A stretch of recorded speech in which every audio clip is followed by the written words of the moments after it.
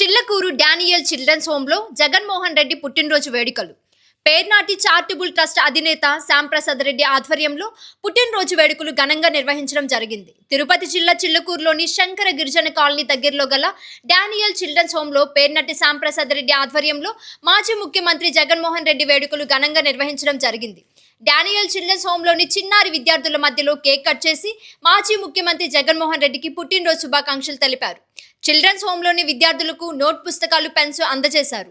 శ్యాంప్రసాద్ రెడ్డి మీడియాతో మాట్లాడుతూ ఆంధ్రప్రదేశ్ మాజీ ముఖ్యమంత్రి పేద, బడుగు, బలహీన వర్గాల అభ్యున్నతి అహర్నిశలు కృషి చేసిన మహానాయకుడు జగన్మోహన్ రెడ్డి పుట్టినరోజు వేడుకలు నిర్వహించడం చాలా సంతోషంగా ఉంది అన్నారు.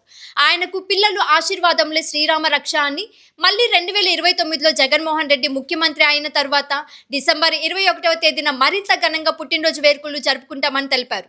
విద్యార్థులకు అల్పాహారం ఏర్పాటు చేసి స్వయంగా శ్యాంప్రసాద్ రెడ్డి పిల్లలకు వడ్డించారు.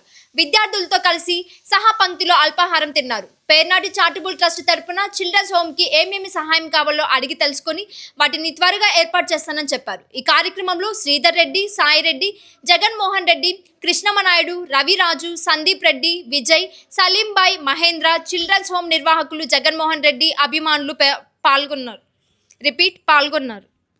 హెడ్ క్వార్టర్స్లోని Daniel children home orphan school దగ్గరికి రావడం, పిల్లలతో కలిసి ఈరోజు జగనన్న పుట్టినరోజు వేడుకల్ని మేమందరం కలిసి జరుపుకోవడం జరిగింది.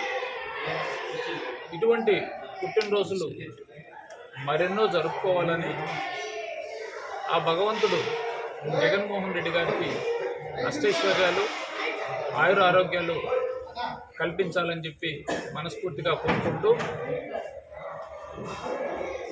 రాబోయే తరానికి మనందరం చూసాం, ఫస్ట్ క్లాస్ నుంచి 10th క్లాస్ వరకు ఉన్న ఈరోజు పిల్లలు ఎవరైతే ఉన్నారో